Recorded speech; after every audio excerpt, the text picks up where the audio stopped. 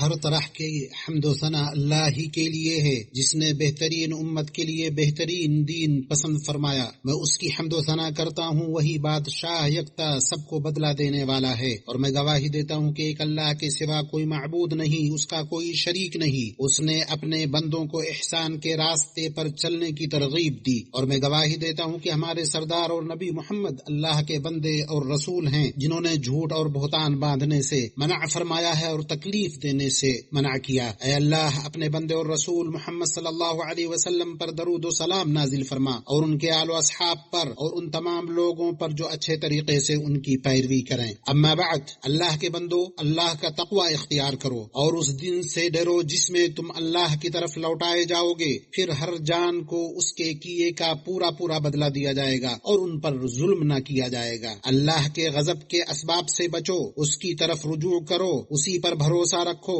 تمہارے لیے دنیا و آخرت میں بہتر انجام ہوگا۔ مسلمانوں، اس امت کے سلف صالحین اور اس کے بہترین لوگوں کے نقش قدم پر چلنا، اللہ کی رضا تک پہنچنے اور اس کے اولیاء اور برگزیدہ بندوں کی ہمسائیگی پانے اور عزت و اکرام والی دائمی رہائش گاہ جنت میں جانے کا بہترین راستہ ہے۔ اور اللہ تعالی نے اپنے چنیدہ رسول صلی اللہ علیہ وسلم کو بھی اپنے اسلاف انبیاء اور رسولوں کے نقش قدم پر چلنے اور جس حق کی اللہ نے انہیں ہدایت دی اور جن روشن دلائل اور ہدایت سے انہیں نوازا، ان کی پیروی کا حکم دیا۔ چنانچہ اللہ تعالی نے فرمایا، یہ وہ لوگ ہیں جنہیں اللہ نے ہدایت دی، تو آپ بھی انہی کے راستے کی پیروی کیجیے۔ ایمان والوں کے برگزیدہ افراد کی خوبصورت ترین صفات میں سے یہ ہے کہ وہ ہر راستے میں احسان کے طریقے پر چلنے کی پوری طرح کوشش کرتے ہیں، اور مومن مردوں اور عورتوں کو کسی بھی شکل یا کسی بھی صورت میں تکلیف پہنچانے کی ذلیل حرکت سے بچتے ہیں۔ ان کو اس پر ابھارنے اور اس پر آمادہ کرنے والی چیز وہ اعلیٰ ادب اور بلند اخلاق ہے جس پر ان کے بلند و برتر رب نے ان کی تربیت کی اور بیان کیا ہے کہ اہل ایمان کے درمیان جو تعلق ہے وہ دین کی بنیاد پر بھائی چارے کا تعلق ہے، جیسا کہ اللہ تعالیٰ فرماتا ہے، بے شک مومن تو آپس میں بھائی بھائی ہیں۔ بھائی چارہ اس بات کا نام ہے کہ مسلمان کی ضرورت پوری کرنے کی خاطر اپنی راحت اور ہر محبوب چیز کی قربانی دی جائے، اس کی پریشانی دور کرنے کے لیے بھرپور کوشش کی جائے، اس کی حاجت روائی کا بار اٹھایا جائے، اس کی بے بسی میں دست تعاون بڑھایا جائے۔ بھائی چارہ باہم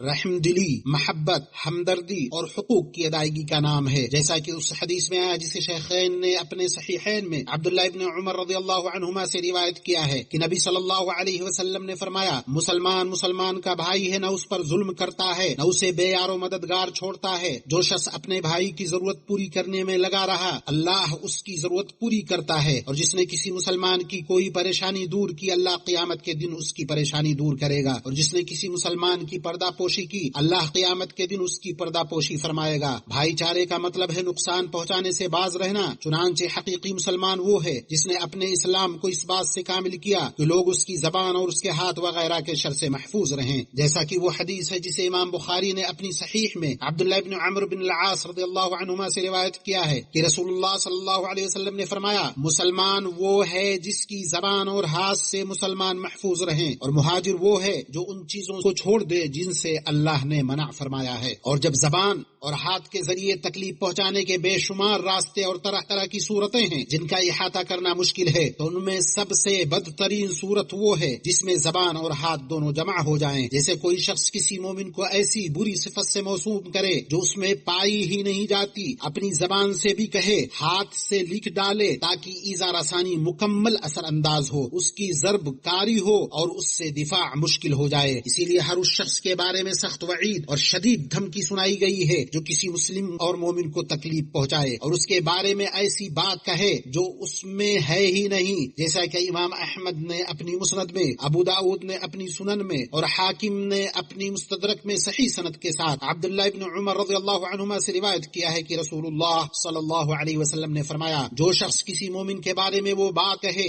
جو اس میں نہیں ہے تو اسے جہنمیوں کے پیپ میں قید رکھا جائے گا، یہاں تک کہ وہ اپنی کہی ہوئی بات سے نکل آئے، اور اس بات سے نکلنے کا مطلب یہ ہے کہ انسان اس سے توبہ کرے اور جس کے بارے میں جھوٹ کہا تھا اس سے معافی طلب کر لے۔ یہ سزا اس لیے ہے کہ اس پر دو طرح کے عذاب جمع ہو جائیں، جہنم کی آگ میں جلنا اور اہل جہنم کی پیپ سے اذیت محسوس کرنا۔ اللہ ہمیں اس سے اپنی پناہ میں رکھے۔ اللہ کے بندو، اذیت رسانی کے سنگین ترین اسباب میں سے ایک سبب جھگڑے میں ضد اور ہٹ دھرمی ہے۔ اسی لیے ضدی اور ہٹ دھرم جھگڑالو شخص اللہ کے نزدیک سب سے ناپسندیدہ لوگوں میں سے ہے، جیسا کہ رسول خدا صلی اللہ علیہ وسلم کی صحیح حدیث میں آیا ہے۔ اور باطل پر جھگڑنے والے کے بارے میں سخت تنبیہ وارد ہوئی ہے جبکہ وہ جانتا ہو کہ وہ باطل پر ہے، جیسا کہ وہ حدیث جسے امام احمد نے اپنی مسند میں، ابو داؤد نے اپنی سنن میں صحیح سند کے ساتھ عبداللہ بن عمر رضی اللہ عنہما سے روایت کیا ہے کہ رسول اللہ صلی اللہ علیہ وسلم نے فرمایا، اس میں الفاظ یہ ہیں: جو شخص باطل پر جھگڑا کرے جبکہ وہ جانتا ہو کہ وہ باطل پر ہے، وہ اللہ کے غضب میں رہتا ہے یہاں تک کہ وہ اس سے باز نہ آ جائے، یعنی جب تک وہ اس غلط کام کو ترک نہ کر دے جس میں وہ پڑا ہوا تھا۔ اور جس کے ساتھ جہالت کا معاملہ کیا جائے اس پر لازم ہے کہ وہ اس جہالت کا جواب اسی طرح کی جہالت سے نہ دے۔ یہ تعامل اللہ کی فرما برداری کے جذبے سے ہو اور اس اندیشے کے باعث کہ کہیں ایسا عمل نہ ہو جائے جو مومن کی شان کے خلاف ہو، جسے رسول اکرم صلی اللہ علیہ وسلم نے اپنی زبان مبارک سے فرمایا۔ اس حدیث کو امام احمد نے اپنی مسند میں اور حاکم نے اپنی مستدرک میں صحیح سند کے ساتھ ابن عباس رضی اللہ عنہما سے روایت کیا۔ فرمایا، مومن تہمت لگانے والا نہیں ہوتا، نہ لعنت کرنے والا، نہ فحش گو ہوتا ہے اور نہ بد زبان، اور اس لیے کہ آپ کو ویسا ہونا چاہیے جیسا کہ بعض سلف صالحین نے فرمایا، جو شخص تمہارے بارے میں اللہ کی نافرمانی کرے تو تم اس کے بارے میں اللہ کی اطاعت کرو، اس سے بہتر سزا کوئی نہیں ہو سکتی۔ اور جو شخص برائی کا جواب برائی سے نہیں دیتا، ظلم کو اسی طرح کے ظلم کے ذریعے نہیں روکتا، وہ اس بات کا زیادہ مستحق ہے کہ اسے اپنے رب کی معیت اور اس کی مدد حاصل ہو، جیسا کہ اللہ تعالیٰ فرماتا ہے، بے شک اہل ایمان کا دفاع اللہ کرتا ہے۔ پس اللہ کے بندو،